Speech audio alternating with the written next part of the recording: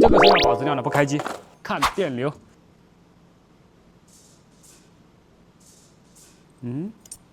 二修的吗？哎，没有二修的，怎么会有这个电流？哎，就是修到现在没有发现说正常的机器它会运行内存读不到啊。来，我们仔细看嘛，这个机器没有被动过吧？看到没有？但是它现在的问题是运行内存不工作。二修的我们还能理解吧？一修的话就有点不能理解了。那么这个机器目前的电流是这样的，那像这个机器，我们现在判断是运行内存虚焊还是 CPU 的下层虚焊？这个我们就直接把运行内存拿下来，直吸装上去就看一下再说哦。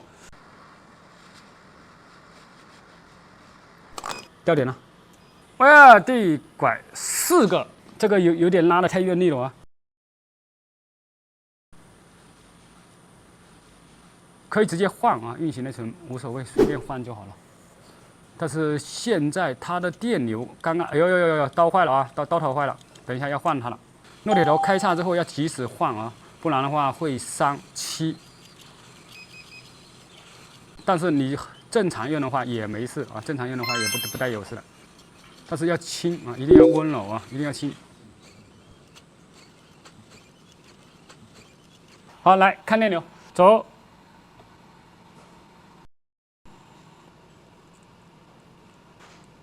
这个头用了好几个月了啊，也应该退休了。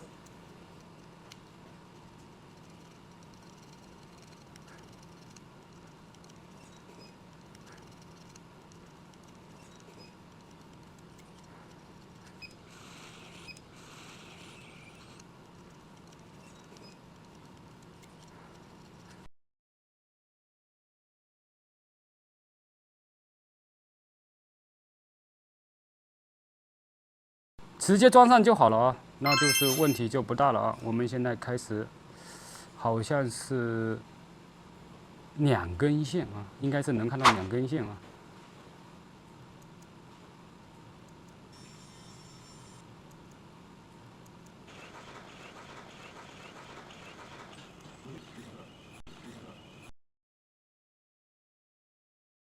现在只要飞这一根线啊，只要飞这根线，然后呢把这边的滤油涂一下就好了。但是这一根线，用吸吸带的铜线飞的话，它有点粗啊，但没办法了，因为这个本来就是不需要很细的这个工去操作的。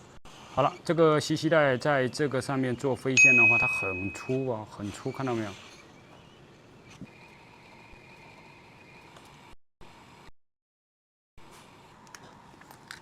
好，盘圈，这个圈估计有点多了啊。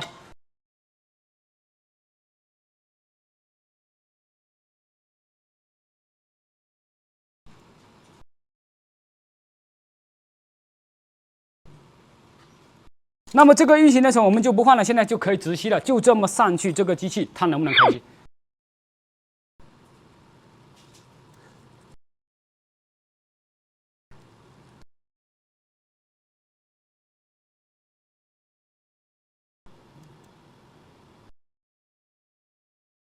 好了，那么现在我们直接将这个运行内存直吸之后往上装哦。现在把这个装上去，它能不能 OK？ 然后氧化点我也不处理了啊。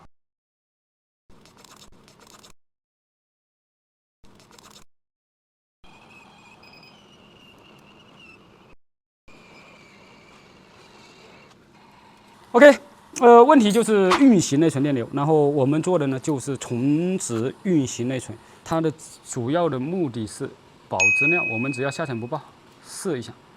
如果还是一样的话，我们就但下层不会虚啊，不会虚。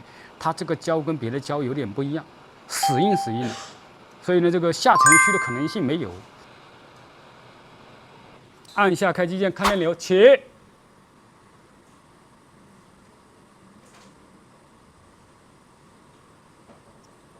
不知道是不是温度太高了，但是现在运行内存已经过了哇，比刚才的那个动作要多好几下，可以啊，可以，走，快，好，锻炼再来一下啊，就差一点点哇，再来，哎，这又变了啊，又变了，它这个老是变，这有点不行吗？哎呀，高温的时候运行内存能过哦，温度降下来之后又和原来一样了。好，我们刚才已经试了，高温的时候可以，低温的时候不行。那么现在直接换啊，直接换。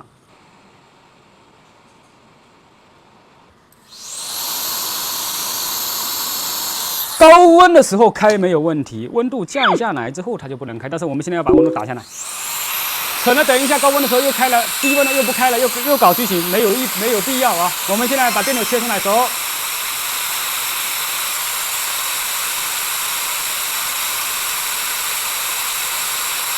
一样。这真有点像是下沉坏了，因为它现在不稳定，但是它肯定不是虚焊的电流。整个主板我们看到的是没有任何虚焊的这个情况。算了，先把下层拿下来看一下。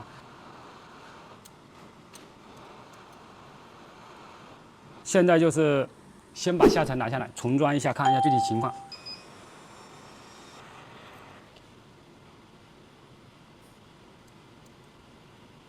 没掉啊，因为从这个情况我们就能看得出来，它的漆看到没有，一点都不掉啊。来，电流。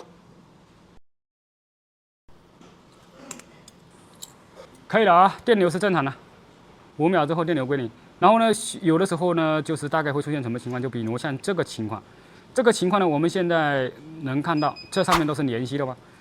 如果就是上层有联息，我们装完下层之后，你单独的看电流，它也是小抖的。所以呢，不要觉得是下层没装好，也要看一下这个上面的档，它基本上都会看啊。好，我们先把它装上之后看电流。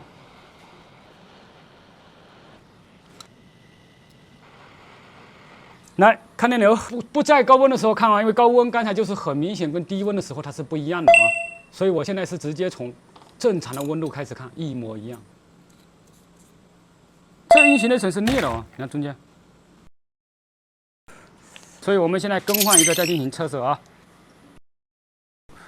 最快的速度把它拖干净啊，走，漂亮。来看电流，走。